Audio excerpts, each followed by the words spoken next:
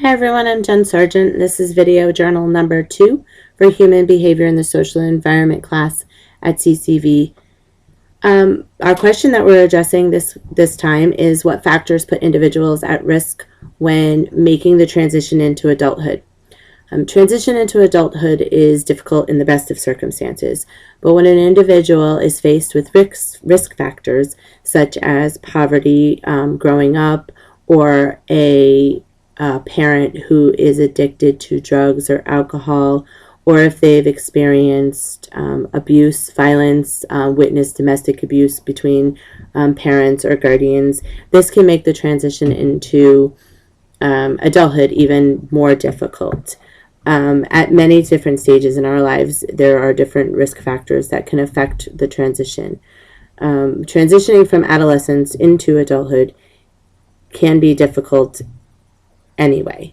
For the purpose of this video journal, I decided to do a little bit of extra research and look at children who are in foster care or in the system, criminal justice system, or if they're in the mental health system, and those children are considered vulnerable youth.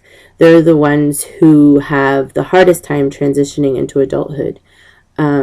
Vulnerable youth are children who have been placed into foster care due to circumstances within a family.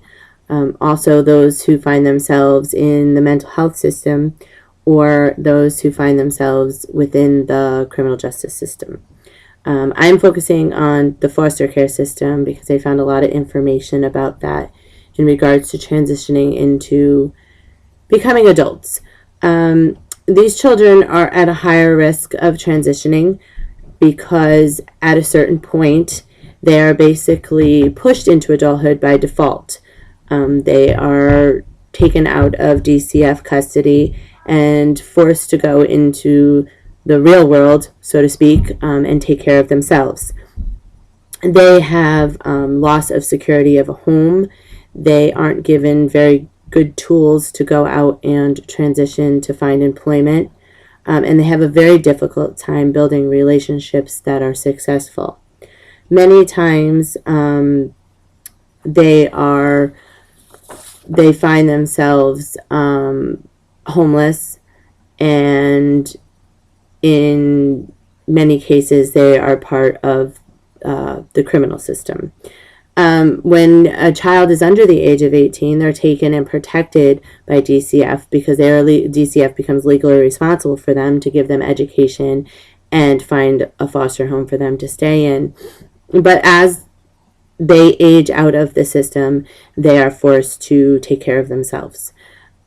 These children don't have a parental entity, so they are generally in need of specialized training and education when they get out of foster care, and a lot of times that's not available to adults to help them find a way in life. They don't necessarily have the same resources available as they would as a child or adolescent would. I found a study where a group of 23 and 24-year-olds were followed and asked about what it was like after they left the foster care system, and the information was compiled together, and my resource is in before you found the link in the discussion post. But I found was that these children who were in the foster care system by the age of 23, 24, fewer than half of them have employment, and those that do have employment aren't making a livable wage. A quarter of them have experienced homelessness at some point from leaving the system to the age of 23 or 24. They're 3 times more likely to not have a high school diploma or a GED than those that were not in the foster care system. And 40% of the males by the age of 23, 24 have had some kind of contact with the criminal system. This reinforces the idea that individuals who are somewhere in the system at a young age have a very difficult time transitioning into independence that is required in adulthood. It is important for social workers to be aware of these risk factors that may occur from someone who's been in the foster care system, the mental health care system, etc., and the effect that it has on them in transitioning. It is also important for social workers to be aware of what resources are available, legally available, to an individual that has been aged out of the social services system. And in 1999, a law was passed that helps individuals in the foster care system become productive adults in the world.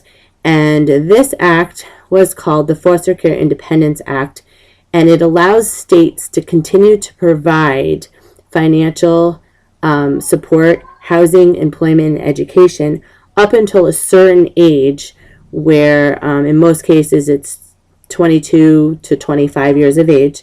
Here in Vermont, it's 22, and they are able to receive support and services. And in order for them to do that, they have to agree to a voluntary service agreement where they are required to set up goals for themselves to help them become more self-sufficient, a plan.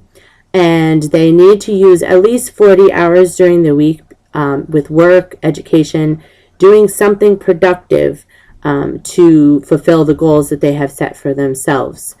And many of the states now have these opportunities so that these children aren't forced out into the world and not helped in any way. There's several laws that are out there to help now with the transitioning into adulthood from the foster care system. These are a few things that social workers need to know that are available, and this can help them tremendously to understand the risk factors. I found an article that I read. Again, my sightings are on the discussion post, but I found a quote that I thought I would end this video journal with that I thought was very important. It speaks volumes for the difficulties that youth in the system find later in life. It is important to recognize the diverse missions of the system that provide services for vulnerable youth, complicate the task of assisting the transition into adulthood. And it really does. They don't have all the full support that they necessarily need, but hopefully with the help of case managers and social workers, they'll be able to become effective and productive adults. Thanks for watching.